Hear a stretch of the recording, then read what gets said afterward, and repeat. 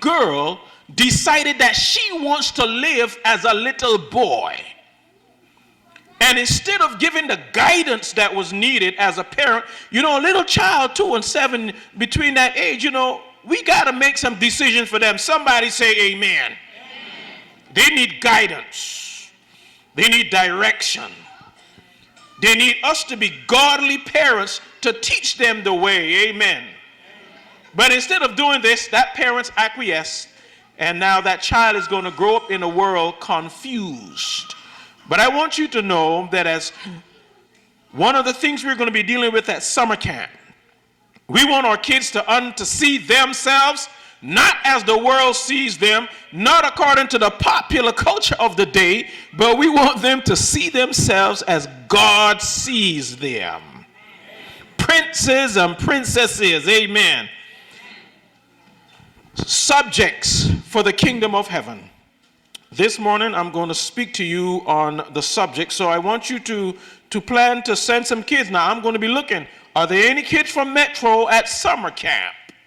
That's what I'm going to be looking for, because we are going to be intentional about building the spirituality of our kids. I talk to a lot of our kids at a lot of our functions, and I discover that some of them do not even have a devotional life. Well, I can tell you as a parent myself that that's on us. You see, the reason, even though the announcement was made just now, that we are just going to collect the offering and return to the seats, the reason those kids came and sat up here is because they're used to doing that. Amen? They're used to coming, so they still come. They still came. So as parents, we need to be intentional about building our children's spirituality. And having said that, I'm going to go into the Word. I pray that God will bless us. Our reading this morning was from the book of Matthew, chapter 24. We read it just now, so I'm not going to go through in the interest of time, but I want you to pay attention to the Word this morning. I believe that God is going to speak to us. Lord, I pray now that as we open your holy Word, we need a word from you. We need to hear your voice. Speak to us now, Lord, that as we leave this place today, we may be more prepared to meet you in peace when you shall come. We know that that coming is soon. In the name of Jesus, we pray and ask this blessing now. Amen. Watching and waiting. Human beings have always been curious. The exciting things and perplexing things happening in the world around us, I don't know about you, it arouses my curiosity, and it should yours as well. And so we ask ourselves as believers today, when we read our Bibles and we read the newspapers and we see everything that's happening in our world, we ask ourselves, or we should ask ourselves, what do these things mean? What is it that God intends for us to learn and be conscious about today from these events? If there ever was a time, brothers and sisters, for careful reflection, and I'm going to use that word careful in many forms today, if there ever was a time for careful reflection and to be keenly aware of the events that are transpiring in our world, that time is now. How should we respond to the events that are happening in our world? Many of which were revealed to us in Bible prophecy as signs that will proclaim that the coming of our Savior draws nigh to deliver us from this wicked world of sin and sadness. How do we relate to them? Well, I want you to know this morning that Jesus provides clear answers to these questions, and this is what we're going to look at. He provides them for us in the book of Matthew chapter 24.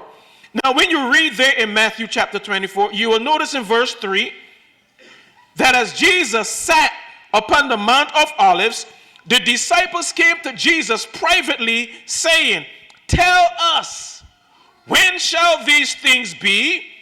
And what shall be the sign of the end of the world? Now the disciples were keenly aware. They reflected on the events. They listened to the words of Jesus. They were just as curious as we are today. They wanted to know the when and the how of the end. That's what the disciples wanted to know. Jesus replied to them, "Take heed that no man deceives you." You ought to reflect on those words today. Make a note of that. When you get home, go and look that over. Take heed that no man deceives you. You know, brothers and sisters, I don't ever want to be deceived. Deception is when somebody causes you to believe a lie. And according to the Bible, the majority of people in this world are going to be deceived because they're going to follow a lie. But I want you to notice carefully how Jesus addresses the disciples' question. The disciples thought that Jesus was going to outline for them an exact chain of events that would lead up to the end. Some of us wish we could have it that way, that Jesus would say this and this and this, and then you know exactly when the end was going to come. But Jesus didn't do that. Notice how Jesus carefully handled their inquiry and how he addressed their curiosity. First of all, he does not directly answer their question because they associated the end of the world with the destruction of Jerusalem. They had the two lumped together, and so Jesus didn't answer their question directly because, you know, we believe in something that is called progressive revelation. Don't have time to deal with that today. Progressive revelation. There are things that we know as believers now that we did not fully understand when we started to walk with Jesus. Amen? But as we grew in our walk, as we progress in our walk, we come to understand some things better. That's how we ought to deal with our children and the youth and the young people in the church. We don't expect them to know all that we have learned in 30 or 40 years and a whole lot more than that. Sometimes we've got to be patient with people and let them progress along the way. And that is something that Jesus always did. He never forced more upon people than they were able to bear. And so he dealt with the disciples at the level of their understanding. The disciples associated the destruction of Jerusalem with the end of the world. And the disciples looked at the temple. They looked at its magnificence. They looked at the beauty of the marble, the golden gates glistening in the sun. As the disciples looked at the splendor of the city, its heavy fortifications of the city, they could not imagine, listen to me this morning, they could not imagine anything less than the second coming of Jesus was going to destroy that city. You got to understand what was going through their minds. They looked at the city. And when Jesus said, the day is coming when not one stone is going to be left standing upon another, in the disciples' minds, they say, oh, well, he's got to be talking about the second coming, because nothing short of that will destroy this city. But I want you to understand something this morning, brothers and sisters. Nothing, listen to me very carefully, nothing in this world is truly secure. Nothing in this world, because of its beauty, its age, or its fortification, will last forever. Everything in this world has a time date stamped on it, including you and I. As we continue to live, we will get older. Our steps will become slower. Our eyes will dim. Our hair will grow. And we have an appointment with death. The Bible says it's appointed unto man once to die. I see people living their lives today as if they think they're going to be here forever. I'm always amused when I listen to people, whether they're young or old, make plans for the future. And some of us act like we think we are going to be here forever. We're always going to have fun. We're always going to have the job we have. We're always going to have the money we have. We're always going to have the home we have. Today, I'm here to tell you that nothing in this world, because of its age, its beauty, its fortification, just like that city of Jerusalem, is going to last forever. Everything has a time date stamped on it, and it's an expiration date this morning. So Jesus didn't answer the disciples' inquiry.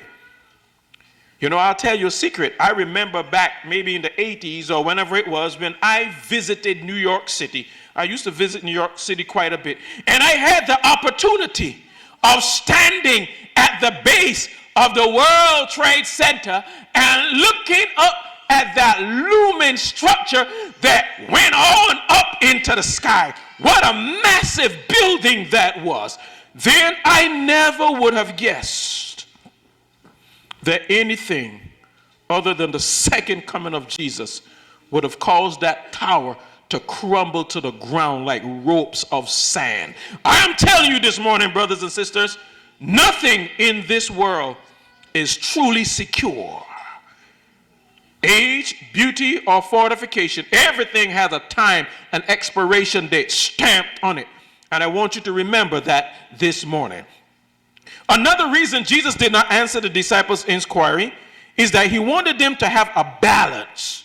He wanted them to have a balance between eager expectation on one hand and faithful performance of their everyday duties. You know, that's what he wanted them to do. He didn't tell them right away because he didn't want them to become so heavily minded that they became earthly no good. Or on the other hand, he didn't want them to be so caught up with the work of the Lord that they forget the Lord of the work. He wanted them to remain balanced. There's a twin trap that as believers we must be aware of. We must be balanced believers.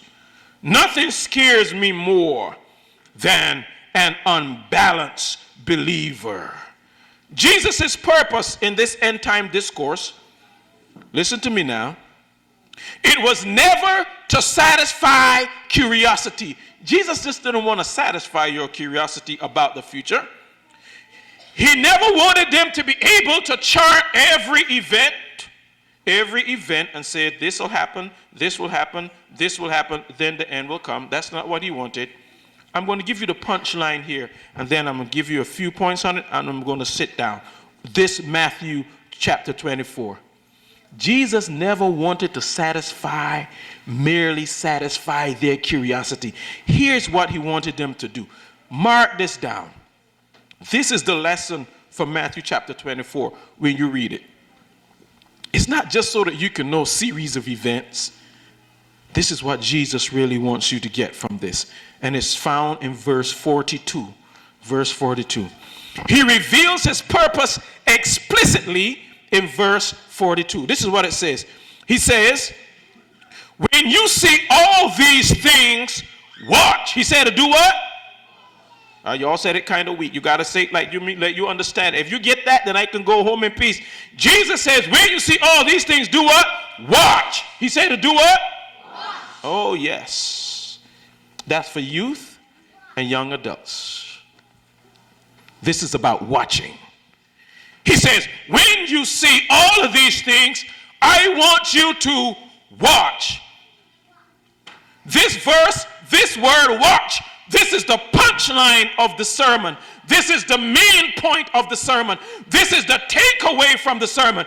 What is it that I'm supposed to do when all of these things are happening in the world around me? Jesus says, you need to watch. The disciples wanted the future all worked out in detail. They were probably even hoping that Jesus was going to give them a date. But he wasn't just satisfying their curiosity. He wanted them to understand, when you see these things, watch. Now, you might be asking yourself this question this morning that I asked myself. What does Jesus mean when he says watch? That's what I'm going to tell you, and then I'm going to sit down, because that's what he told me to tell you this morning. What does it mean to watch? So I'm telling you, the punchline of Matthew 24 is not for us to just say, oh, all of these signs. The punchline is, when you see these things, watch. What is it Jesus wants you to do this morning? Watch. Everybody. Young kids, what does Jesus want you to do this morning? Watch. Youth and young adults, what does he want you to do this morning? Watch. Older saints, what is it he wants us to do? Watch. What does it mean to watch? Does it mean that I just sit in my chair with my feet up, staying up into the sky, looking for Jesus to come? Praise God this morning that Jesus lets us know what it means to watch. He explained what it means to watch. Directly following the main point of his sermon in verse 22, listen to this, because I'm rushing, because we got something else this morning. I could come here and preach for the next month on what I'm sharing with you. I'm giving you a whole month's sermon in putting it into a few moments. I told you he wants us to watch. Now he's going to explain to us what it means to watch. Here's what he does. You read it some more when you go home. I'm still reading it every day for myself. He's going to tell 4 parables. How many parables, young folks? 4. He's going to tell 4 parables. And I'm going to skim across each one. I'm not going to preach on them. But each parable tells us what it means to watch. Let's look at the first of the 4 parables quickly as we move along. Let's look at the first of the 4 parables. I'm going to do this quickly. So read in your Bible. When you go home, look it up. In the first parable, Matthew 24, 45 to 51, Jesus describes an unfaithful servant. I want you to listen to me, because this one hits us where we live in the church. He describes an unfaithful servant who allows the delay in his master's return. Watch this. Listen to me, believers of the church of the living God this morning. I'm talking about watching. This servant allows the delay of his master's return to affect the way he behaves towards his brethren. Verse 48 through 51, you can read that. This servant says to himself, who knows when my master will return? As a matter of fact, I really don't care if my master returns. He loses, listen to me, he loses all sense of accountability to his master. His personal life now degenerates into irresponsible and immoral behavior, and he begins to treat his fellow servants harshly and beat them up. That's what the Bible says. Keeping watch is the opposite of what this servant is doing. It has to do with the moral life we live and how we treat others, especially those in the church. I must tell you this morning as I hurry along, listen to me.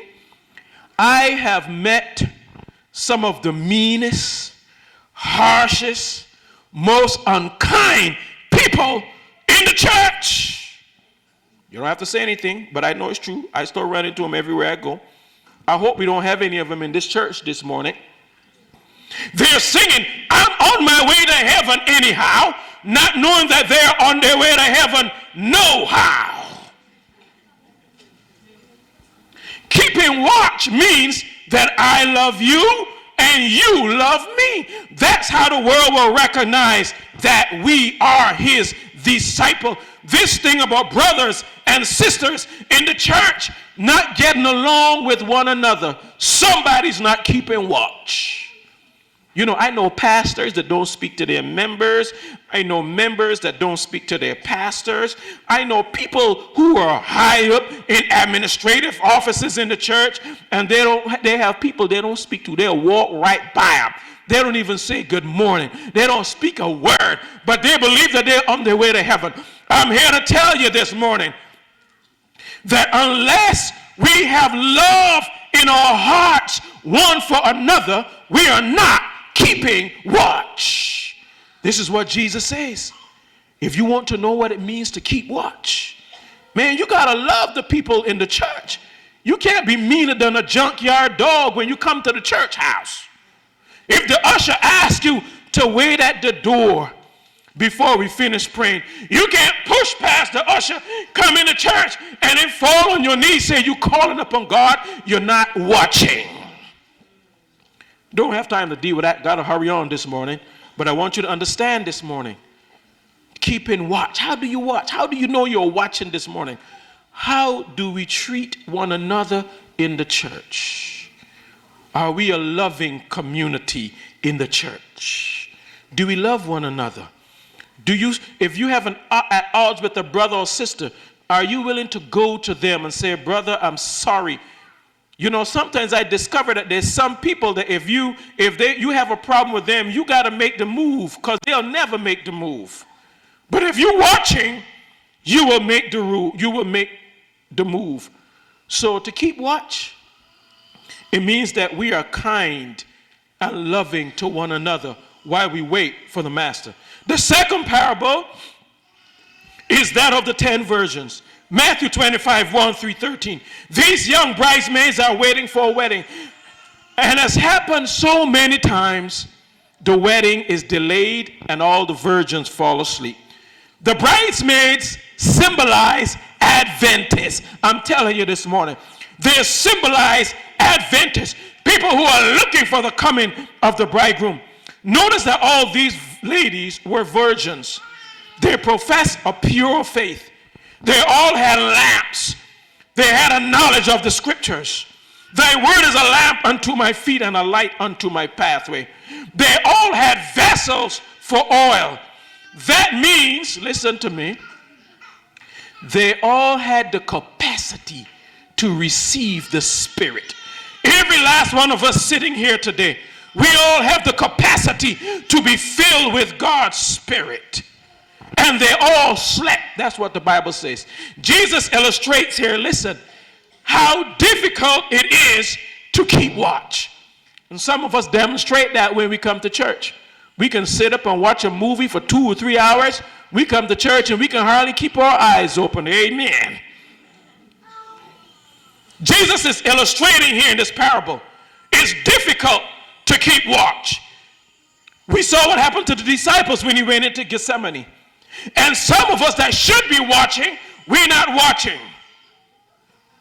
It's difficult to keep watch and maintain that anticipation of the second coming and the end. But there's a difference among those who sleep.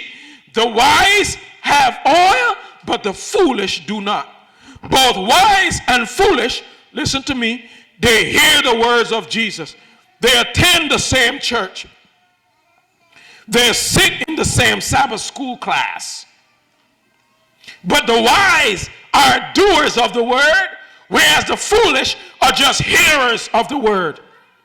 Only those who keep watch are busy doing the things that Jesus has told them to do. The foolish virgins, they had vessels for their oil, but they failed to plan for the possibility of a delay. You know what I discover about these? And I'll move on to the third one and the other one, and then I'll sit down. Here's the thing about these foolish virgins. When the Bible says, as it was in the days of Noah, so shall it also be. You know, then we go on to talk about, the Bible says they're going to be eating and drinking and giving in marriage, and we like to compare those things. But you know, from reading this, what I kind of gather that the Lord is saying is this: in the days of Noah, the people did all of those things, but they waited until the last minute. They waited until the flood came, and then they repented and tried to get into the ark. When you look at these foolish virgins, they were not hypocrites. Listen to me carefully. The foolish virgins were not hypocrites. They had a sincere desire to meet the bridegroom. They demonstrated this when they woke up at the sound that he was coming, and they were told, go and buy oil. They didn't just say, it's too late now, we're going to give up. They went to find that oil. They had a sincere desire. They found the oil, and they came back, and they knocked on the door. They just knocked too late. I want you to understand something this morning. You know the state of the foolish virgins? They were careless. They were what? They were careless with spiritual things. Listen to me carefully. If you don't remember anything else I say today, remember this. They were careless with spiritual things. They did not make spirituality a priority. And that's how it is with a lot of people in this world today. They don't make spirituality a priority. They're careless. I may pray or I may not pray. I may go to church, and if it rains, I might not go to church. Spirituality is not a priority. And I'll tell you a secret. When spirituality is not a priority, you don't even care if you have devotion with your children. You don't even care if you teach them the word of God. You don't even care if they understand that one day this world is going to be destroyed and everything in it, and that their calling and election must be sure. This class, the foolish, they were careless. And that's how a lot of people are today with their spirituality. They're careless. I'm here to tell you this morning, don't be careless with your spirituality. Make your spirituality a priority. There's nothing more important than your relationship with Jesus. There's nothing more important than making preparation to be filled with His Holy Spirit. And that's what this class did. They failed to plan for the delay. They were careless. Can you imagine going up there, and that's that you getting in your car and you driving, and I have to confess I've done this once before, and you driving, and you're not even paying attention to your gas needle. Amen. And when you see that your gas needle is on E, you out in the middle of the boonies, and there might not be a gas station for miles. How many of us would do that? Many of us would say, that's dumb. We wouldn't do that, but that's what we're doing with our spirituality. We are careless about our spirituality. We have not made spiritual things a priority. If you are sitting under the sound of my voice this morning, you did not come into this building by chance. I'm telling you this morning, if you here in this building and you can hear me, God is calling you to not be careless. You know, there's some people who say, I don't know whether there's a heaven. I don't know whether there's a hell. I'll just live and see where I end up. That's careless. This morning, if you're sitting here and I were to ask the question, how many of you are sure that your calling and election is that you will be ready to meet Jesus when He comes? I'm not even going to get to the other 2 points. I'm going to shut it down on this point right here. So don't worry about the time. I'm done. I'm going to close it right here. Because this is serious. If you're sitting in here today and I were to ask the question, if Jesus were to come now, would you be ready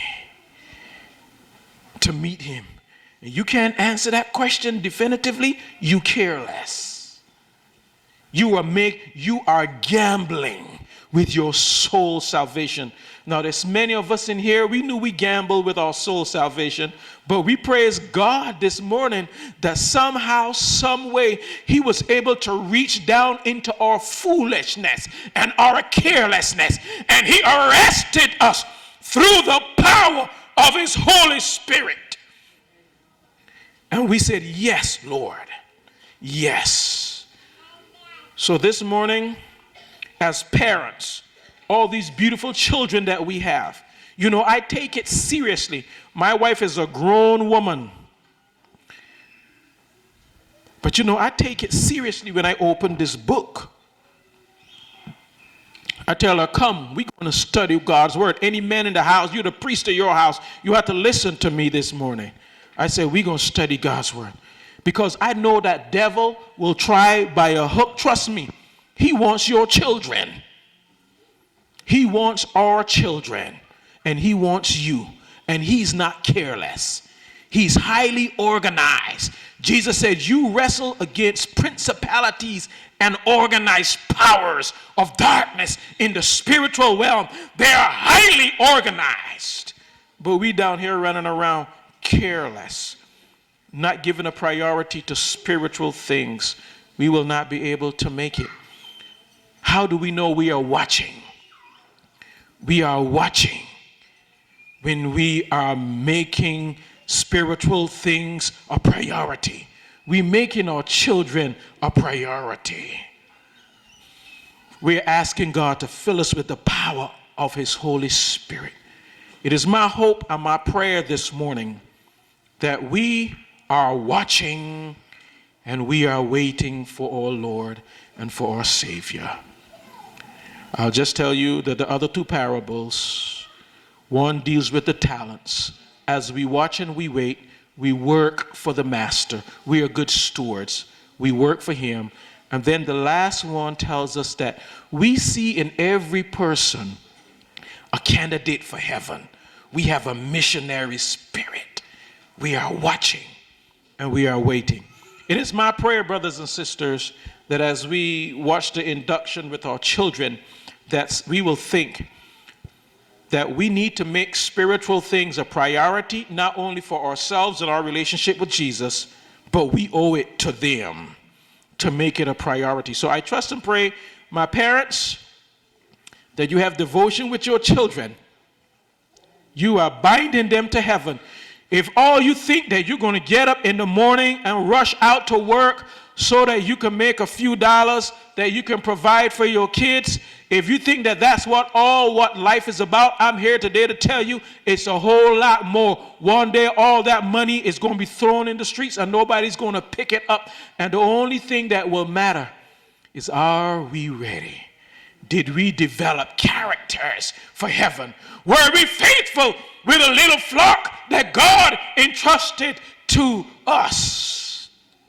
Are we going to walk on streets of gold with our families intact?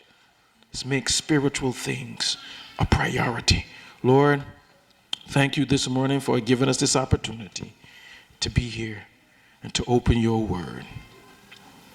Lord, it is my prayer that as we prepare to leave this place, well, before we do so, we're going to go into our induction service. Lord, it's my prayer today that we are watching, that we treat one another with love.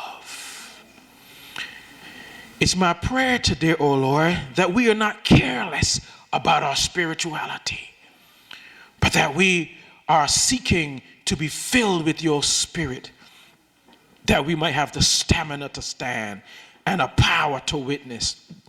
Lord, we give our gifts and our talents to you.